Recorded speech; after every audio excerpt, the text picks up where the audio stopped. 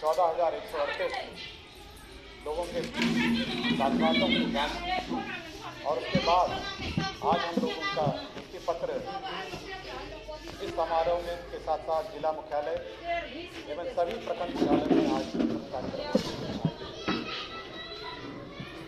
आज के बाद सभी शिक्षक संक्षिप्ता पास होने के बाद विशिष्ट शिक्षक के रूप में कहलाएंगे। एक बात हम आपको बता देते हैं, अभी तो बता रहे थे जी, हम आपको बता देते हैं।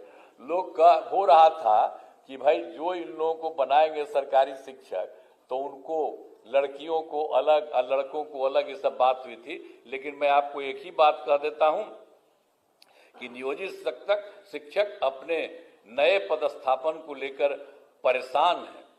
इसीलिए हम लोगों ने निर्णय लिया है कि जो नियोजित शिक्षक जिस जगह